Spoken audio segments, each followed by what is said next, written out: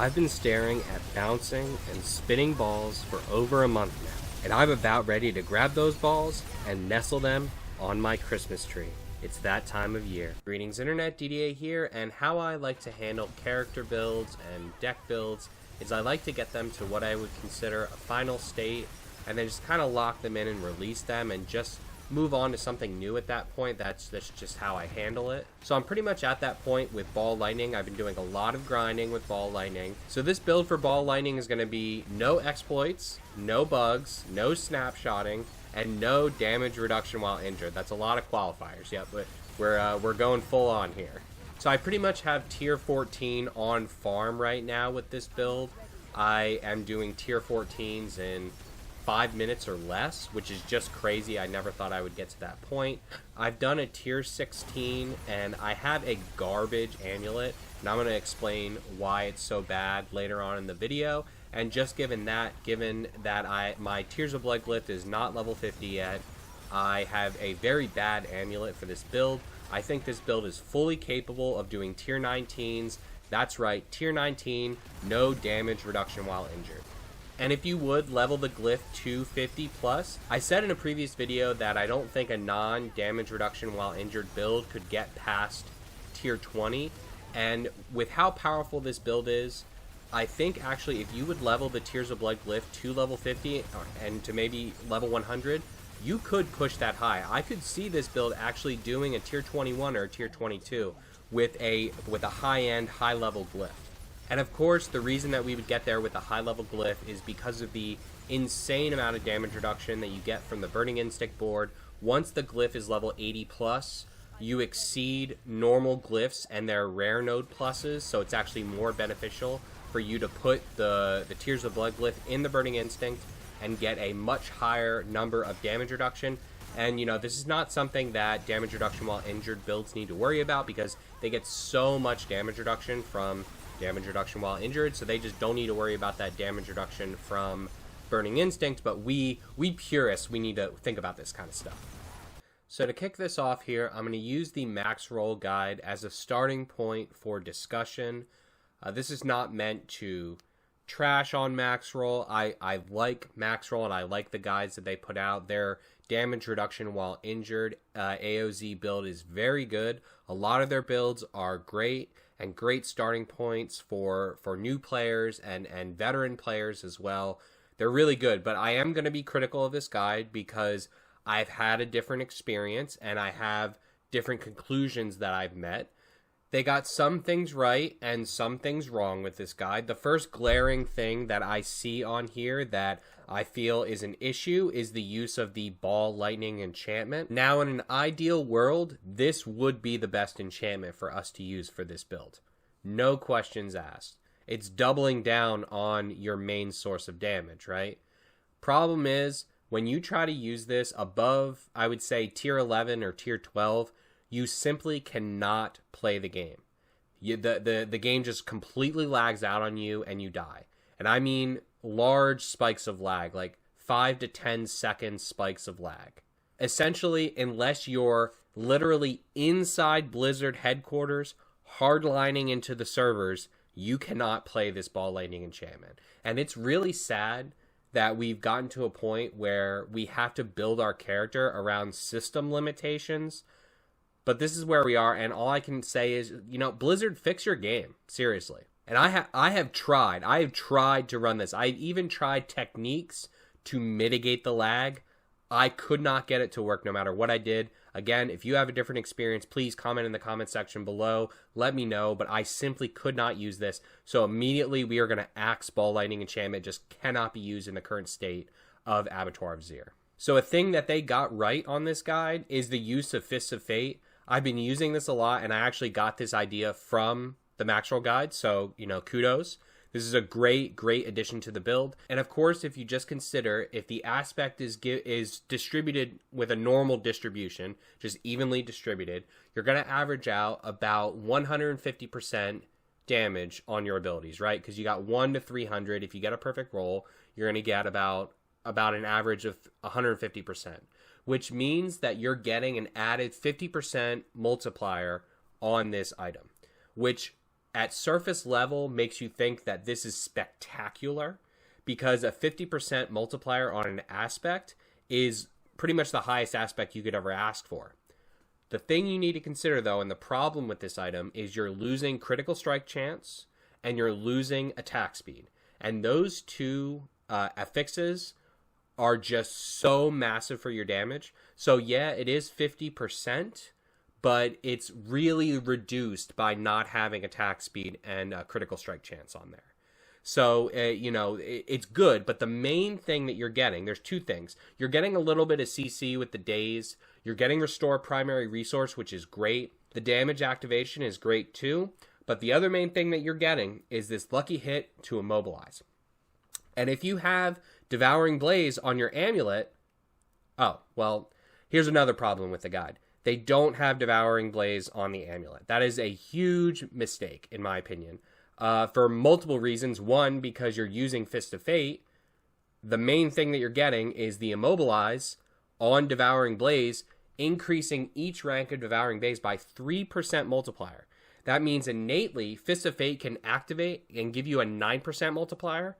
And if you have +3 Devouring Blaze on your Amulet, you're talking about Fist of Fate giving you an extra 18% multiplier. That is huge. And if you're using Fist of Fate, you absolutely need this. Again, just a little bit of criticism on this guide.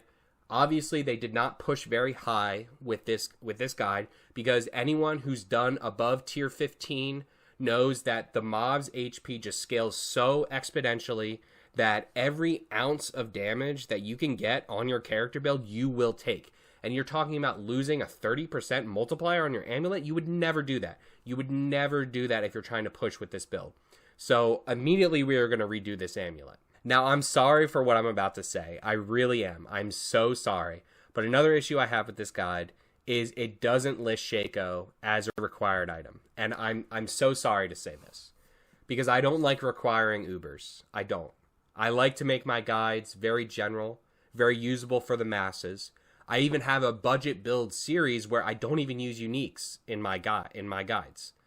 I don't want to tell you that you need Shaco. However, if you are serious about pushing an Abattoir of Zir, you need Shaco.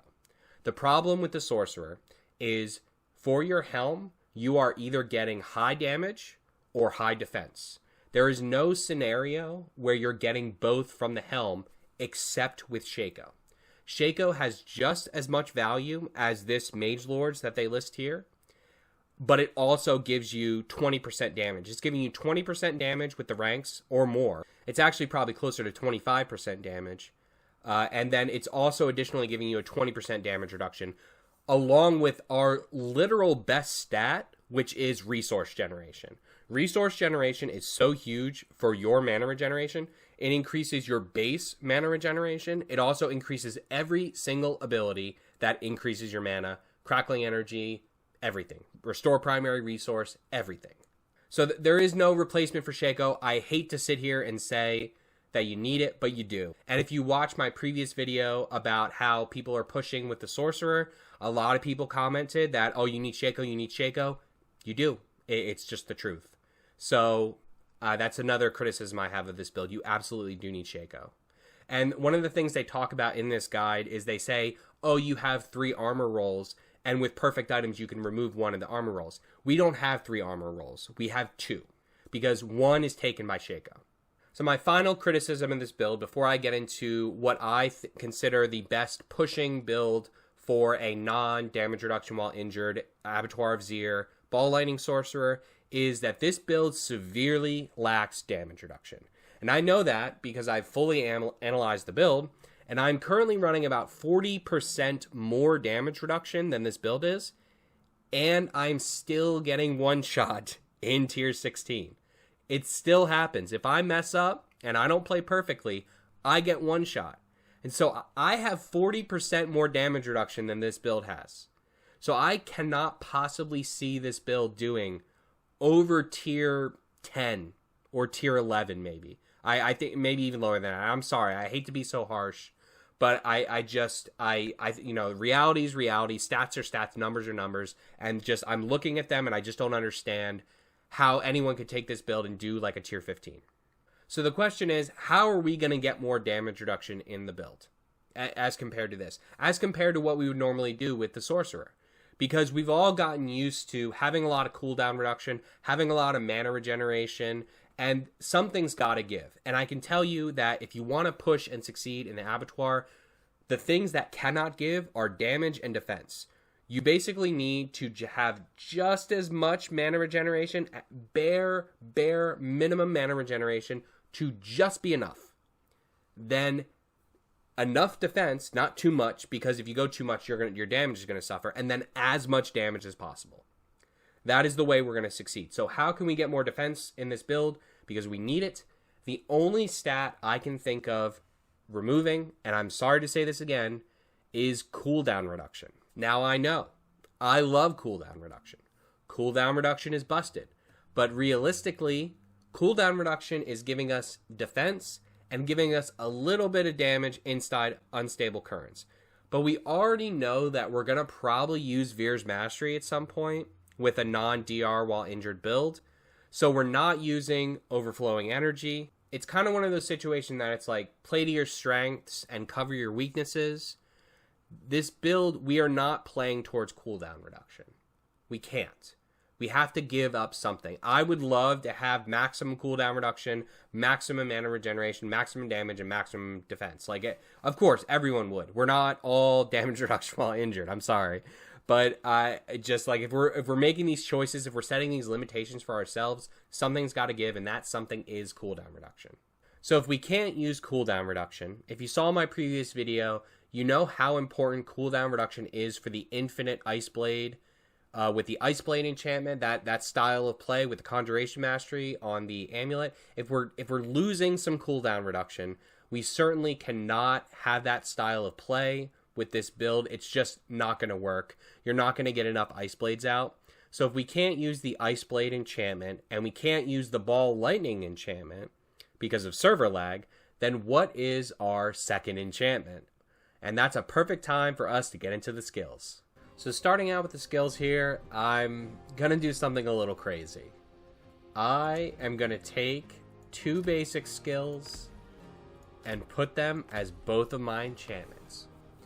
Now I have to give credit where credit is due, and I know I'm going to butcher this name, but I got this idea from Arccueid.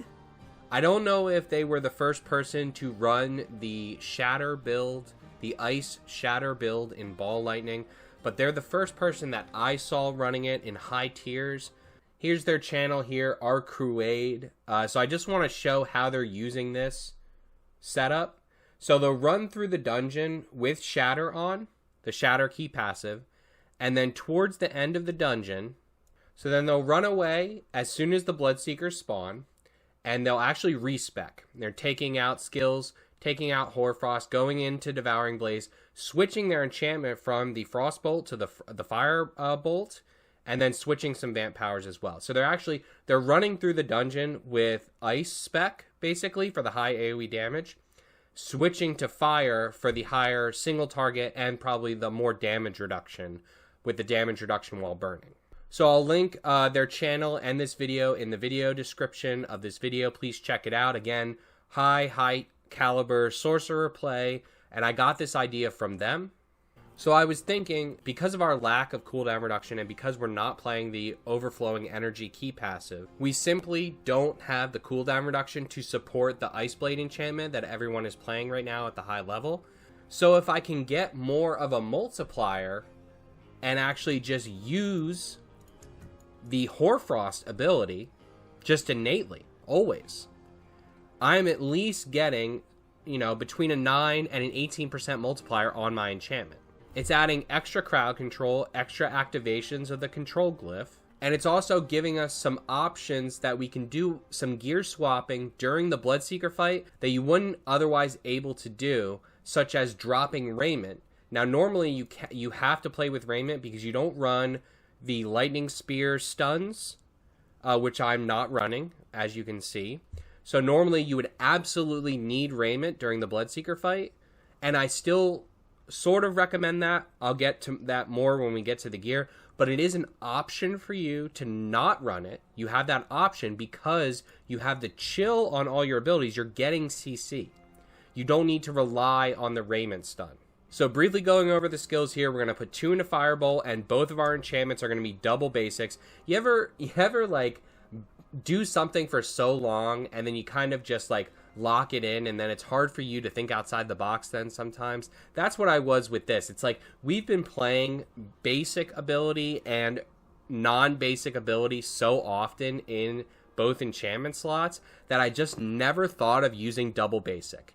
And it just never dawned on me. And then it was actually a couple days ago, it hit me like a ton of bricks. And I'm like, this could actually be really good. And when I switched to this, I immediately jumped 2 tiers in the Abattoir of Zir.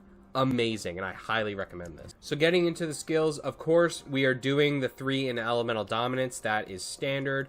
We are maxing out Flame Shield and then actually upgrading it all the way to Mystical Flame Shield because we dropped a mana cost reduction roll on our Amulet. And so, like, this is serving as the replacement for that mana cost reduction roll on the Amulet.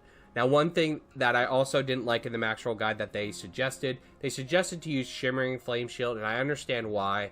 This build lacks healing, and like the damage reduction while injured builds, they're using Barrier as kind of a form of pseudo healing, right? It's like the monsters never get through the barrier, and you continuously refresh the barrier, so like that's your healing, right? They don't actually do damage to your HP bar.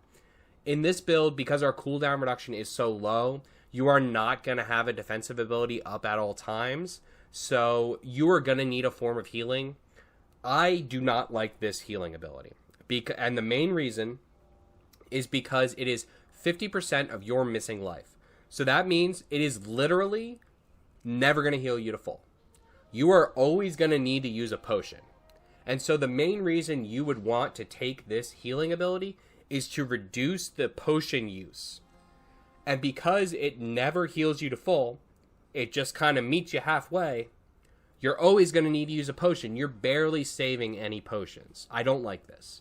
I used it for a while, and I just always felt like it was weak, because it would just never heal you to full. And if you use it at 50% of your health, it's only giving you 25% of your health, which is less than a potion. It's not good. So still taking Shimmering Teleport.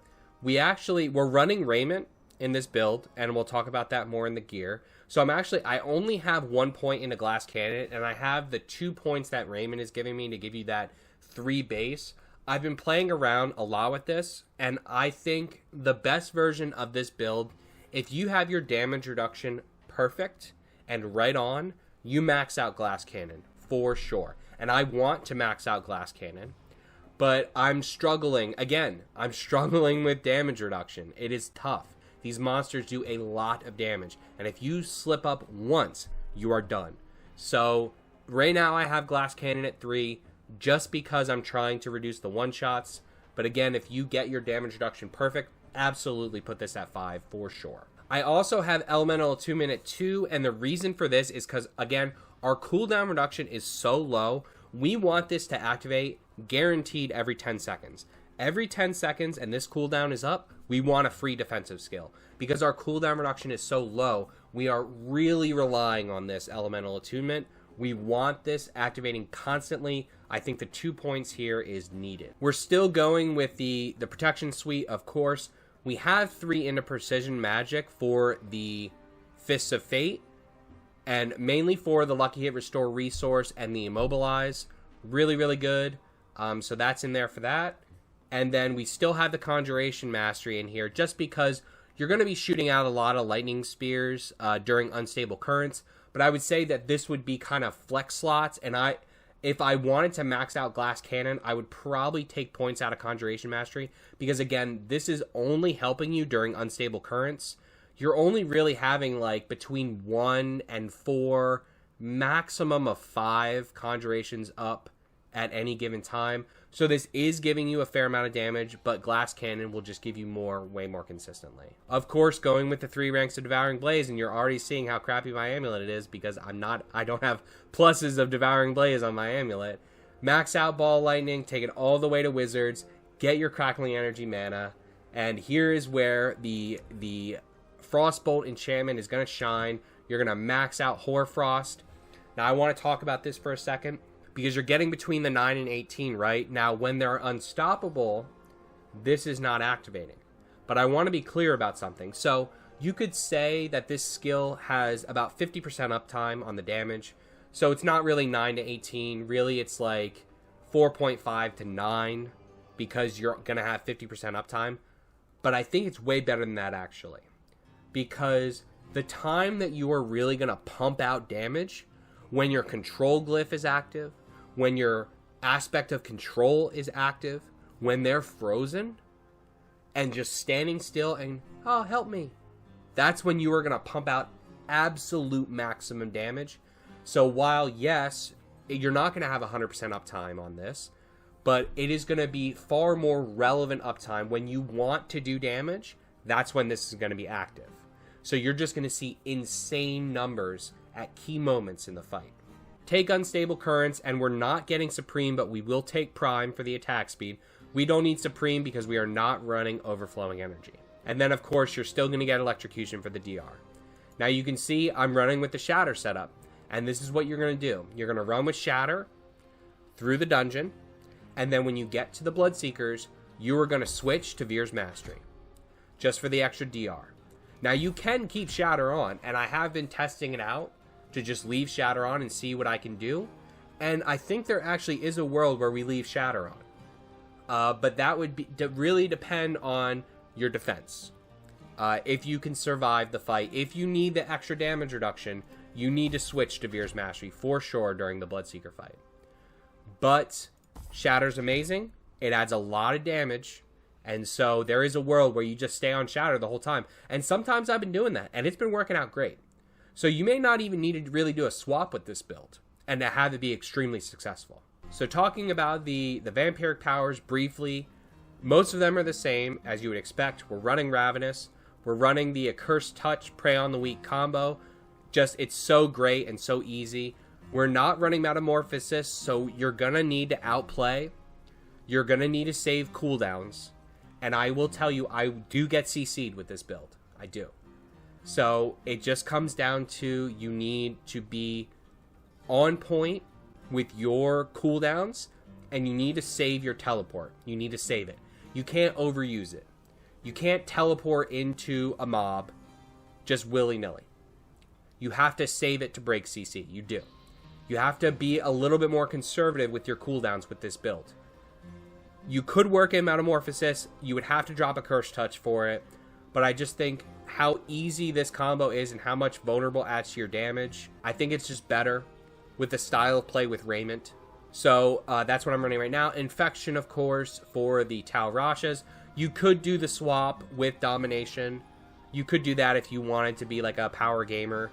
You don't have to. But if you're pushing like super ultra high tiers, tier 19, tier 20, then you probably want to do that just to push out that little bit extra damage. And then I am running one defensive power here, so this is a change. Most damage reduction while injured builds are not running any defensive powers. I've tested Resilience, and I've tested Undying. Resilience is good, but we need our DR pretty high already. Our DR is pretty high already. We need to rely on our DR. We need it to be consistent. So we can't have this inconsistency in DR, and this build has a severe lack of healing. We went over that when we talked about the Flame Shield. So with how much we cast, Ball Lightning, Undying is amazing. It keeps us topped off. It allows us to take damage from our HP and still be okay. You know, you hit the shield, you spam Ball Lightning a bunch, and then you get all your HP back very quickly. It's great. So it's been working out wonderfully for me. So talking about the gear briefly, because we already talked about it a lot. We're going to run Shaco. I'm sorry. You have to do it. So for the armor, we have two options. And I said we run Raiment, and we do in this build because we pump so much damage reduction into this build that we can actually run Raiment now. And actually, I said in a previous video that the problem with Raiment is when the mobs survive past the stun.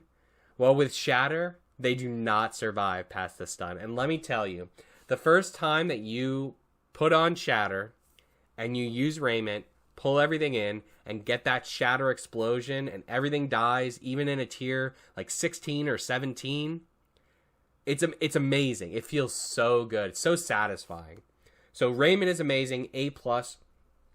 I absolutely run through the dungeon with Raiment. However, during the Bloodseeker fight, I'm usually swapping to a damage reduction chest, as shown here. And now the reason I'm doing this is a couple reasons. One, you need more damage reduction during the Bloodseeker fight. You do. Now, something that the Maxroll guide suggested was to swap the Amulet with a ever-living Amulet. So you replace the Storm Swell with an Amulet with ever-living on it. That's an option. However, you will reduce your damage by a lot, right? You're losing the 45% multiplicative. That's huge. So another option for you, instead of doing that, would be to remove your chest. And you're actually not losing much damage here because you're getting exploiters, and that's what I put on my chest. Because we have so much damage reduction on the chest itself, we could run a utility aspect on the chest, run exploiters so we get the 40% multiplicative. So we're actually really not losing that much. We're losing a little bit of damage from the Raiment. Mainly what we're losing from the Raiment is the grouping. However, I do believe you can play in a certain way to make up for that by breaking line of sight. Breaking line of sight is a big one. And I've played a lot without Raiment, so I know this. Going behind corners, breaking line of sight, grouping the Bloodseekers that way. You can get them to group, and usually you can hit two of them at the same time. Especially if you're ready to switch targets, right? Because they'll run next to each other all the time. And I will hit two of them quite often. However, it is still an option for you to run Raiment. You have options here. So I've been testing it out. I've been running Raiment. Sometimes I'll get one shot. I'll switch to the exploiters with the triple DR armor. I'm messing around. I would say you kind of have to adjust on the fly based on your build, based on how much damage reduction you have. If you run Veers, you probably could run with Raiment. However, if you're going to stick with Shatter, you probably want to switch to the exploiters. It really depends because Raiment is just so much better with Shatter, right? So it really, really depends. I would see these as even, like during the Bloodseeker fight, it really is, you have to be flexible depending on your damage reduction. Fist of Fate for the gloves, and then of course we're running a triple DR plus ranks of Ball Lightning with Disobedience Pants, and then Esu's Heirloom for the massive crit damage. This is cornerstone. I've been seeing a lot of people try switching to Flicker Step, which I don't think is a terrible idea to switch to Flicker Step during the Bloodseeker fight. It's not terrible, but I think you're almost having your damage. You really are. That's how important Esu's Heirloom. I've done it. I've done builds where I've switched to Flicker Step, and you are literally having your damage. It's okay. I wouldn't recommend it, though. Esu's is just so important for damage. And everything else is pretty much standard, like Conceited Wand with standard stats, intelligence, crit strike, mastery damage. We're running double mana, resource gen, mana cost reduction, crit strike chance. And here, you could have another cooldown reduction roll. However, I would recommend going damage reduction on this. Because I'm getting one shot, tier 16, tier 17. It happens sometimes. Like, if I don't play perfectly, it happens.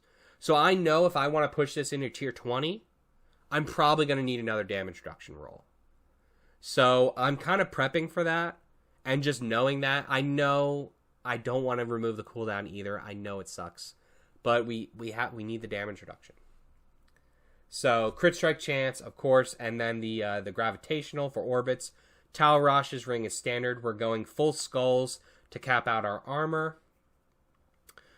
Loop of control, again, these are standard stats, resource gen, crit strike, damage to close, maximum life. And then on the amulet again, we took off the mana cost reduction.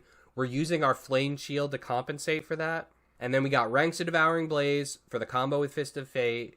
We got ranks of mastery skills for maximum damage, total armor, and damage reduction from burning. Again, maximum damage reduction, as much as we can get. It's funny, I just realized that it showed the Ice Blades enchantment. We're not running Ice Blades enchantment. We're running the double basics.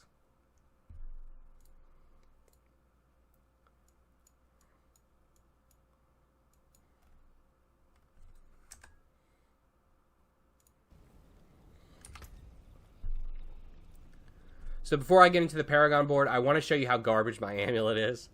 It is an 800 eye level. So I'm losing 6% resistall from this. It's so bad. Has a near min total armor roll. It hurts when I look at this. But I cannot find something better. I've been searching so hard for something good. Ranks of Mastery skill is good. Conjuration Mastery is just not doing it for this build. Like I said, we have like 1, 2, maybe 3 conjurations out at a time. So this is only adding like 3 to 9% multiplicative versus the 30% that Devouring Blaze will. So as soon as I replace this amulet, like I'm doing tier 16 right now. As soon as I replace this amulet, I'm jumping to tier 18, tier 19 with this build. I know I am. Because I have the damage reduction, and then I will have the damage. I'm doing really well right now in tier 16, I'll be honest with you. Like I said, I have tier 14 on farm. It is a cakewalk. So once I replace this, it's going to be great. But the reason I wanted to show you this is because I'm doing some really funky things in my Paragon board to make up for the fact that I'm losing 6% resistall. So I want to show you a more optimized build in the build plan. So going over the Paragon board briefly here, I just want to talk about the boards that we choose and the glyphs that we choose and why we choose them. First thing I want to note is we took away a lot of the resistance here and here. We were able to do that for a choice that we made later that I'm gonna talk about. So in your starter board here, you're going to want to put a glyph that I've not been seeing too much. I really, really like this glyph. I've been seeing it in some builds in a non-damage reduction while injured build because this is great for your defense. Most of the one-shots that you're going to be facing with the Sorcerer is going to be because of elemental damage. So this is excellent for your defense. It actually kind of double dips because it gives you non-physical damage, and then the non-physical damage is then translated into multiplicative damage in your Frigid Fate board. So this is actually giving you 5.3, we'll say close to 6, we'll say 6 on a good day, 6% multiplicative damage. So an average glyph is giving you about 10% multiplicative damage. So this is getting close to there. So it's getting you close to the standard level of multiplicative damage that we would expect from a glyph, but it's also giving you amazing defense. And I know it only says 5% there, but that 5% maximum resistance is actually deceiving because that 5% maximum resist actually translates into 17% damage reduction from that element. And the reason that is because you're going from max resistance, you have 70%, meaning you're only taking 30% damage from the element. So you're going from taking 30% damage to taking 25% damage. So 5 over 30, the reduction that you're doing is 17%. Really, really strong. And I know this is so strong because I've been using this glyph for a while, and I survived an Inferno explosion on on tier 15 Abattoir. I survived an Inferno explosion with this in. I had like 5% health left. My jaw dropped when it happened. I've literally never survived an explosion hitting me like that in an Abattoir of Zir, like that high of a tier. And I have to credit it to this glyph. It's just so amazing. It helps you out so much against the Bloodseeker fight. That is why I think this is a great slot in here. Again, we're not losing that much damage. We're losing just maybe 4% multiplicative. But the defense, the 17% on both those elements is so great. We have fire, so we're getting 17% DR on fire with the Firebolt enchantment. Now, I would prefer this to be lightning because Shock Enchanted and the pillars are really nasty when they have those affixes. But you have a chance for them not to have them, so it could be useless. The cold is great too because the mages, most of their damage is from cold. So that's good. You know you're always going to get use out of this if a mage spawns. So there is that. I think the cold is solid. Cold will be my number 3. I would prefer lightning in here, but for the lightning resistance maximum. But cold is good too. I think it's really solid because of the mages. And you know the mages are like infamous for being the worst Bloodseeker. So I think it's solid in here to have the extra cold resistance for them. So then we're going to come up in our heart and go into the Enchantment Master board, right? Yep. We're going to plug in the Elementalist glyph. And then that's going to boost up our resist all and our non-physical damage, so that's great. We're going to get a ton of bonuses from that, as well as the amazing multiplicative damage. This is giving us close to 20% multiplicative damage. Huge increase to the damage there. And then we're going to come up and then go around. It's actually easier to grab this Ruinous node than it is to grab the Elementalist node. You use less points by coming up like this. And again, like, I'm going to have this this guide in the description, so you can look at this Paragon board in a little bit more detail if you don't catch everything now. But then we are going to come into our Elemental Summoner board, grab this maximum mana here, because it does help out the maximum mana. We're getting a cool 20% maximum mana and a little bit of max life too. 6% max life. You can't go wrong with that. We are actually putting our Tears of Blood glyph in here. The reason we're putting our Tears of Blood glyph in here is for no other reason other than we just want that little bit of extra resist all from the plus rare nodes just to help us save some points so we can hit 7 boards. That's the only reason. And like I said in a previous video, all the boards, until you get to level 50, it almost doesn't matter what board you put it in. All the boards have access to the same number of core stat nodes. It's 22 normal nodes and then the 4 magic nodes. They all have the same. So until you get it to level 50, it doesn't matter too much. So I chose to put it here just to boost up, again, that resist all, so I can save some points earlier, like I said, and I can hit those 7 boards. So then we're going to come over, grab this Keeper of Elements for extra multiplicative damage and extra resist all, and then come over to Burning Instinct. We are going to grab this Safeguard node immediately. Do not skip out on this Safeguard node. I will never drop this. This is 100 armor, and it's also close to 20% damage reduction from elites. Huge amount of damage reduction from elites. You want this node for sure. Then in your Burning Instinct board, we do some funky stuff. We throw Reinforced in here because we want the extra damage reduction from burning. It's too good. It's giving us 12.5. Like, this glyph alone is giving us close to 30% damage reduction. Huge amount of damage reduction from this glyph in here, okay? So it's huge for our damage reduction. We need this damage reduction. So throw it in here. It's also giving us damage to burning enemies and more intelligence. So it's good for damage too. Then you're going to come down to Frigid Fate, come in on this side, and then grab the extra damage reduction from vulnerable enemies. Now, we could activate this. 540 dex is pretty low. So, just keep this in mind that you could activate this by switching some things around. I just want to keep that in mind. You could probably do that. Come through, grab your Frigid Fate, come through, throw in Adept here because this board is so easy to grab all this intelligence super early. 10 intelligence, and then all this intelligence here to activate your Adept glyph. Then come over to your, what is this, Searing Heat? Yep, Searing Heat board. So this is where you're going to throw your Control. A lot of early decks here, so grab all that decks, activate your Control. Huge damage multipliers for this one. So it really combos very nicely with the Frostbolt enchantment. And then don't think I forgot you. We're super close here. Come up and grab your last board, then throw in the Destruction glyph in here. This is your Ceaseless Conduit. Yep, lots of early decks here. Grab all this decks and plug in your Destruction for all that extra damage.